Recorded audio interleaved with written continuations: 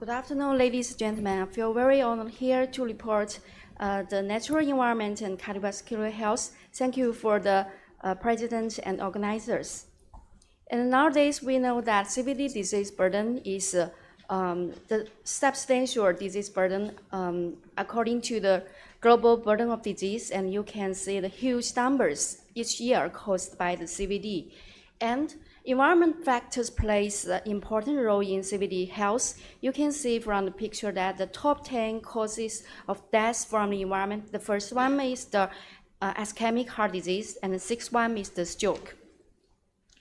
And with the urbanization, we can find that many people now living in the city, and the cities will bring many environmental issues, not only the adverse factors, but also the protective factors, including the air pollution, as the first speaker has noticed, and climate change, as well as the noise pollution and the light pollution. But also we have some protective factors, such as the greenness will protect our CVD health. In 2021, the European Heart Journal has pointed out a new concept of the heart health cities. It points out how we can protect our health from the environmental factors, including to defense the adverse factors and to protect from the greenness or other protective factors. So our research framework includes 3 steps. First one is to assessment the exposure response relationship between environmental factors and our CVD health.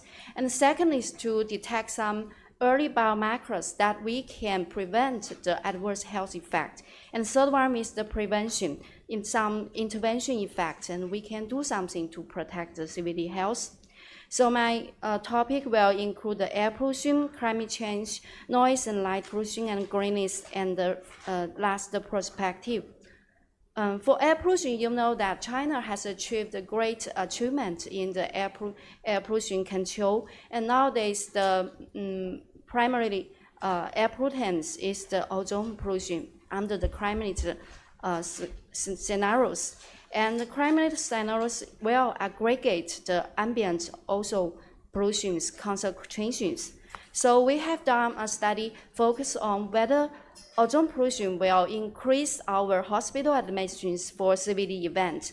This study is conducted in China, including 17 key cities from 2015 to 17, and there are more than 6 million cases of CVD hospitalizations.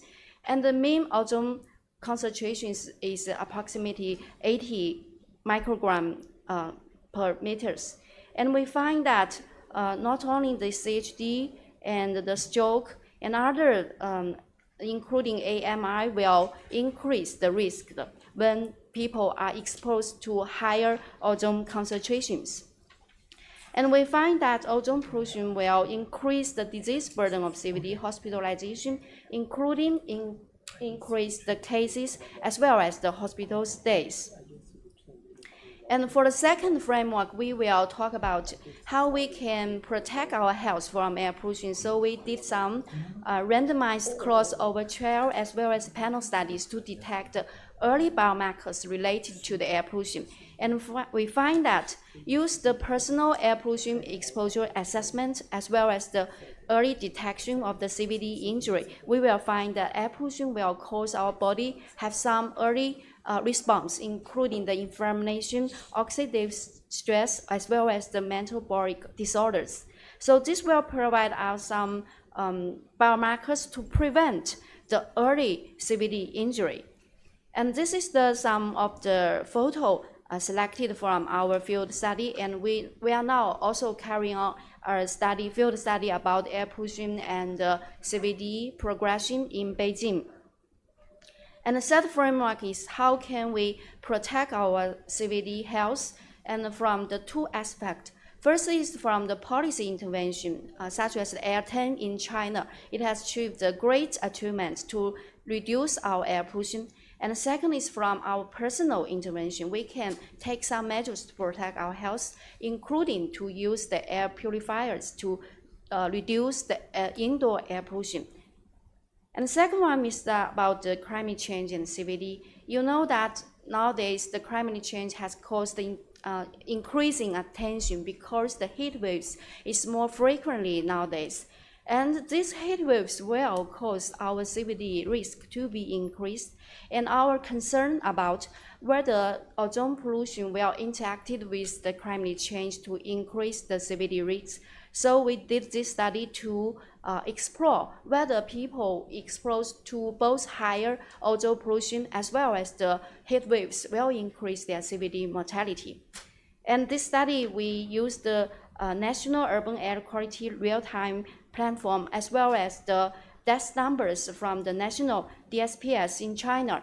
And after analysis of these time series studies, we have found that not only a heat wave will increase our CVD risk, but also the ozone pollution will increase the CVD risk. When we concern them together, these two factors, when the ozone is higher and the heat wave happens, so the person will expose the most higher risk of CVD risk.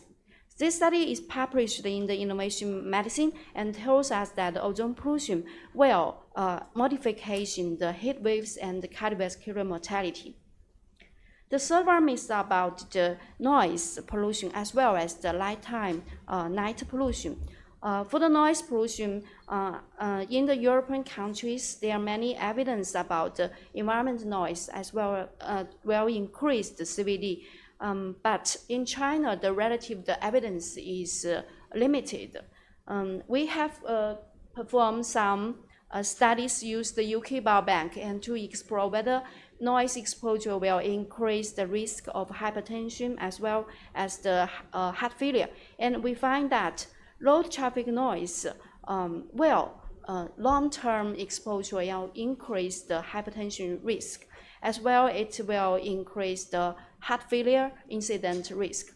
And these two studies have noticed that the noise is also a risk factor for CVD.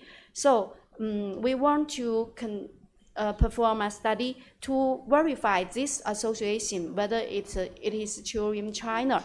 And so considering that noise mapping is limited in China, so we have constructed a regional environment noise mapping in Ningbo in China.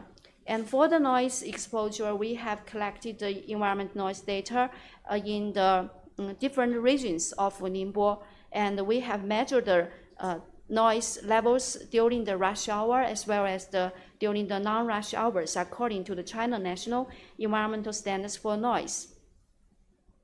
And use the linear LUR model, we have developed our noise assessment mapping and to constructed the fine noise establishment in Ningbo.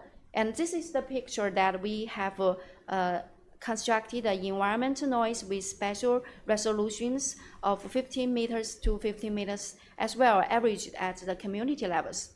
So use these noise levels and combined with the model estimation, which reached the R square more than 0.7, we can estimate that our estimated environmental noise construction is can be applied to our epidemiological studies.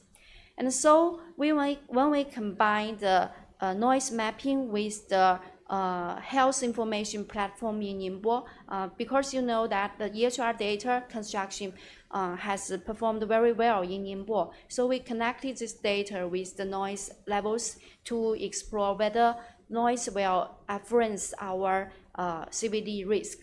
And we find that when we link the noise levels to the CVD risk and its main types, we find that noise exposure will increase the prevalence risk of CVD as well as the IHD, stroke, and IHD and hypertension. And for the exposure response curves, we can also say that with the increasing level of noise, the risk of CVD will increase, as well as the subtypes including IHD and hypertension. And for the light pollution, nowadays there is a article published in Science, which noticed that reducing nighttime light exposure in the urban environment will benefit our human health and society. So we have found that many studies now pay attention to the light pollution in the cities, especially for the nighttime light pollution. And this study conducted in Hong Kong and in China, and it finds that when the outdoor light is very stronger, and it will increase the risk of CHD among the elderly adults based on a prospective cohort study.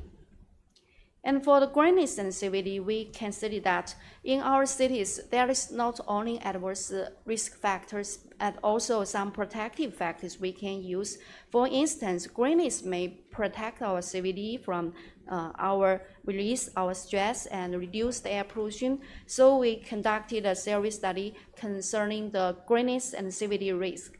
And this study confirms the four parts. One is the greenness in reduce our CVD index. And the second one is whether air pollution will perform some mitigation effects during this process. And the third one is that is there some biomarkers related to our greenness exposure. And the fourth one is there some trajectory of CVD disease associated with greenness. So this is our study framework. We first explore the CVD and greenness and mitigation of air pollution, and second to explore the greenness and CVD-related biomarkers, and third to association between greenness and the trajectory of cardiovascular disease. And first we find that there are protective roles of greenness in the incidence of CVD, including the whole CVD as well as heart failure, IHD, stroke, and this is the ERQ curves between greenness and the risk of incident CVD. And with the increase of the greenness percentage, we find the reduced risk of most type of CVD, except for the hemorrhagic, the stroke.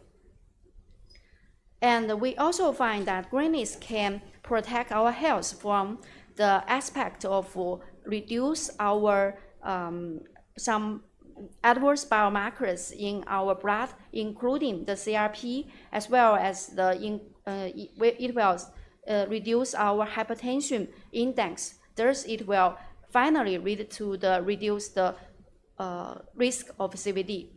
But we did not find the significant mitigation effect of the air pollution between greenness and risk of incidental CVD. And the fourth one is that we find greenness will protect our CVD health from the trajectory of cardiometabolic mobilities. And in this trajectory, we find that the long-term greenness will protect our heart health, prevent from one disease to two diseases or more disease. And for the perspective, we want to say that there are 3 points. The first one is that we need to do a systematic study on the natural environment and CVD health, because in the cities we are exposed to multiple environment factors. So if we just only from one aspect, this is like the blind man and elephant, and we cannot see the whole screen. So in the future, I think the study need to use the omics approach as well as the systematic review on the environmental exposure to explore their interactions between these factors. And second one is the applications of the new diverse or novel method. And nowadays we see there are some smart wearable devices which provide mobility, convenience, integration feedbacks, which can measure our CVD health from heart rate, blood pressure, and as well as the sleeping monitor. So this can provide our data from more convenient, and also we can use this data to connect it to our environment factors and to our CVD health. So I think this is a new device, and also we can use some large language models to explore the comprehensive the association between environment and our CVD health. And from the city construction, I think that prevention is the final way that we need to do for the healthy city from the natural environment. And the last sentence is that cities itself is not the problem, but it provides a platform for us to solve the problem and to release the power of the city will lead to a healthy future in the human society. And this is an acknowledgement. And thank you very much for your attention.